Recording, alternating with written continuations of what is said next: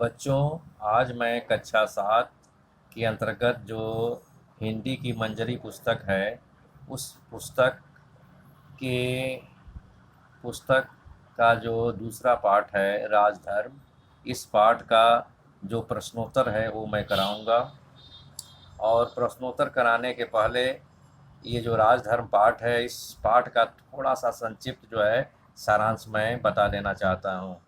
देखिए, ये जो राजधर्म नामक एक कहानी है, इस कहानी में महात्मा बुद्ध के जीवन से संबंधित कुछ जातक कथाएं प्रचलित हैं।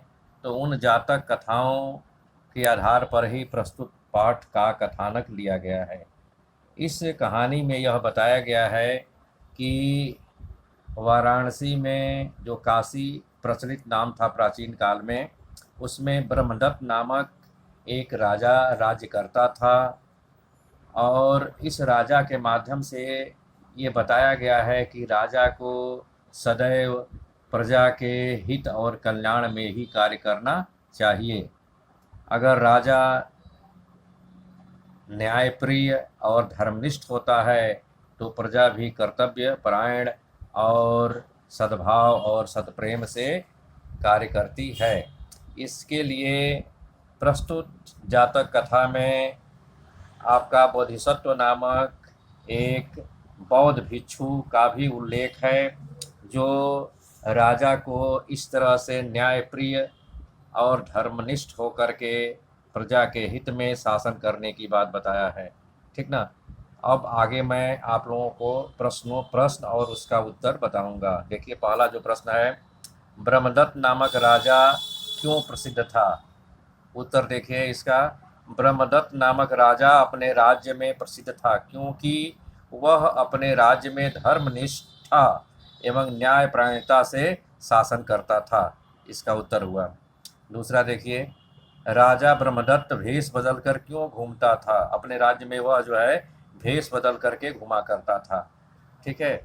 इसका उत्तर देखिए, राजा ब्रह्मदत्त भेष बदलकर घूमता था क्योंकि उसके राज्य में कोई भी उसका दोष बताने वाला नहीं था। अपनी कमियों को जानने के लिए आपका जो राजा ब्रह्मदत्त था, वह भेष बदल करके प्रजा के सामने या प्रजा के करीब जाया करता था, जिससे वे चर्चा करके राजा के बारे में कमियों को या अपनी कमियों को वह जो है प्रजा के द्वारा स्वयं समझ सके और उसका सुधार कर सके प्रजा के हित में।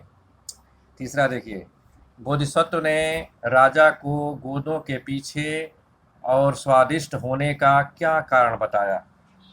देखिए इसका उत्तर, बोधिसत्व गोदों के मीठे और स्वादिष्ट होने का कारण राजा का धार्मिक और न्यायपरायणता बताया।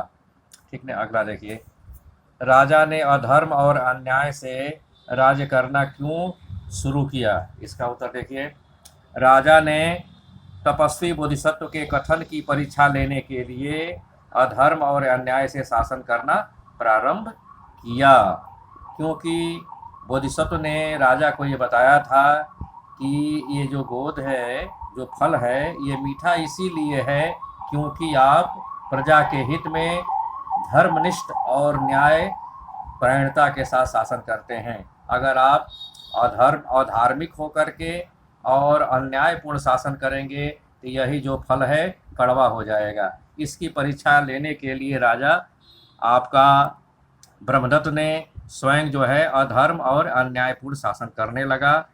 ठीक ना। आगे देखिए, अगला प्रश्न है, राजा ने धर्म विमुख होने पर सारा राज्य दुख को राजा के धर्म विमुख होने पर सारा राज्य दुख को प्राप्त होता है। इस कथन का आशय बताइए।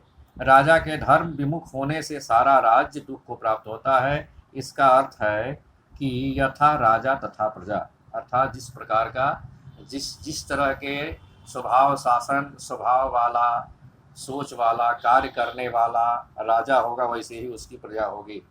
इससे यह निष्कर्ष निकलता है कि जब देश में बुरे और अधार्मिक नेता होंगे तो देश में प्रजा के सामने अराजकता और दुख का ही दर्शन होगा। यहीं पर इस वीडियो की समाप्ति होती है। मैं नेक्स्ट वीडियो में मिलूँगा।